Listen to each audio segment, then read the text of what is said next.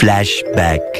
ചരിത്രാതീത കാലം മുതലേ സ്ത്രീയെ അടിമയായി കരുതുന്ന ഒരു പഴഞ്ചൻ തത്വശാസ്ത്രത്തിനെതിരെയുള്ള ധാർമ്മിക രോഷത്തിന്റെ ശബ്ദമാണ് ഇന്ന് സ്ത്രീ വിമോചന പ്രസ്ഥാനങ്ങളിലൂടെ നാം ഉയർന്നു കേൾക്കുന്നത്.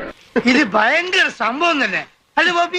അലങ്കരിക്കപ്പെട്ട ഒരു കളിപ്പാട്ടം പോലെ ഷോക്കേസുകളിൽ വെച്ച് ആസ്വദിക്കാനുള്ളതല്ല സ്ത്രീയുടെ ജീവിതം. വാസ്തവം കറക്റ്റ് ആണല്ലേ? സ്വന്തം കാലിൽ നിന്ന് പുരുഷ മേധാവിത്വത്തിനെതിരെ പോരാടാൻ ഓരോ സ്ത്രീക്കും കഴിയണം. അത് നന്നായിരിക്കും, അത് അസലായിരിക്കും. ബുദ്ധിയും സാമർഥ്യവും ഉണ്ടെങ്കിൽ ഏത് പുരുഷനേക്കാളും മുന്നിലെത്താൻ സ്ത്രീക്ക് കഴിയും. അതിനിപ്പോ എന്താ ആലോചിക്കാനിരിക്കണേ? അതിനാർക്കാ അവിടെ അഭിപ്രായ വ്യത്യാസമുള്ളത്?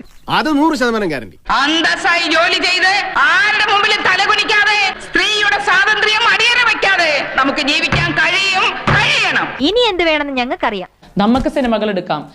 അങ്ങനെ മിടുക്കന്മാര് വരട്ടെ. ഒരുപാട് കാര്യങ്ങൾ നമുക്ക് സിനിമയിൽ ചെയ്യാനുണ്ട്.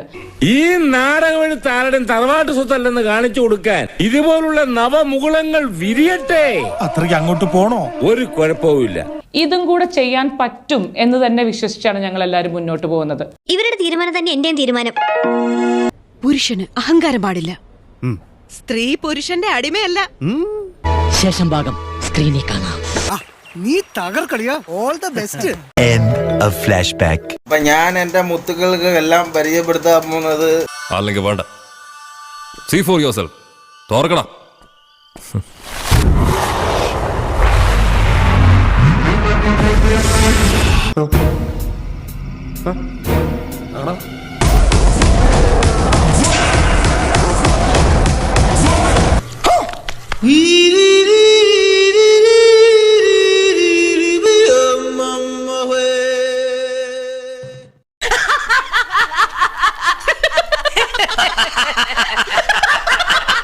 ഇവിടെ എന്തൊക്കെ ബഹളായിരുന്നു. സിനിമ എടുക്കാൻ പോകുന്നു, സംവിധാനം ചെയ്യാൻ പോകുന്നു. ഇപ്പൊ എന്തായി?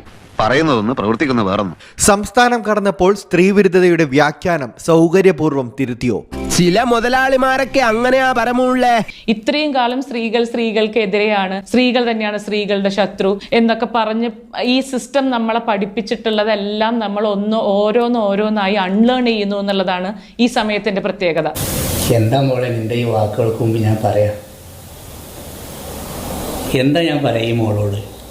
കസബ സിനിമയിൽ സ്ത്രീവിരുദ്ധതയും രാഷ്ട്രീയ ശരിതെറ്റുകളെക്കുറിച്ചും വാചാലയായവർ ഇപ്പോൾ കാണിച്ചു കൂട്ടുന്നതിനെതിരെയാണ് സംവിധായകൻ നിതിൻ രഞ്ജി പണിക്കർ വിമർശിച്ചിരിക്കുന്നത്. ഇതെന്ത് ന്യായം, ഇതെന്ത് നീതി, ഇതെന്ത്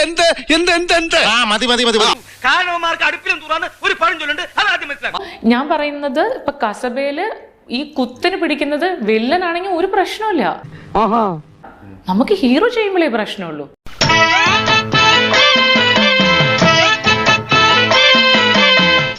இப்போ ஏதாவது சொல்லணுமா?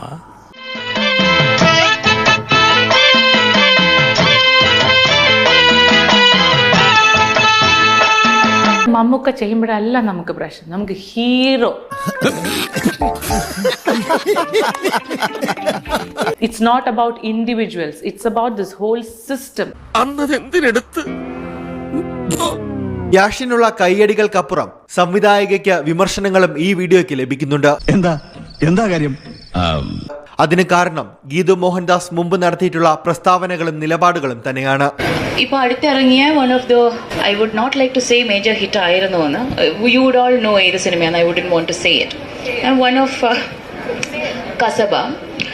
അന്ന് പറഞ്ഞത് ഇങ്ങനെയല്ലല്ലോ. ഇപ്പോൾ സ്ത്രീ വിരുദ്ധതയൊക്കെ എവിടെ പോയി എന്നാണ് സോഷ്യൽ മീഡിയയിൽ ഉയർന്ന ചോദ്യങ്ങൾ. അതന്നത്തെ ചോരത്തിളപ്പിന് ഇപ്പൊ എന്ത് ചോര തണുത്തു പോയാ?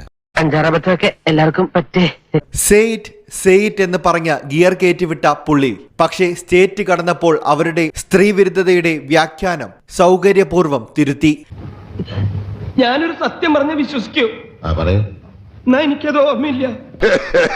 എനിക്കിഷ്ടപ്പെട്ടു. എനിക്കിത് വളരെ ഇഷ്ടപ്പെട്ടു. നിനക്ക് ഇങ്ങനെ തന്നെ വേണം. നീ കൂടെ കോൺക്രീറ്റ് ഇട്ടല്ലടാ.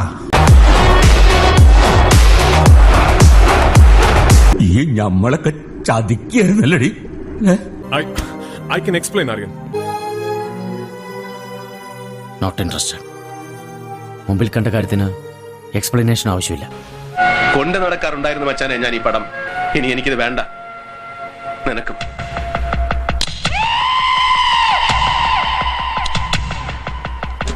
ഇപ്പോഴാണ് എല്ലാം ഓക്കെ ആയത്. ഈ വാളെടുത്താൻ വാളാലെന്ന് പറഞ്ഞ പോലെ കൂളിംഗ് ഗ്ലാസ് എടുത്താൽ കൂളിംഗ് ഗ്ലാസ്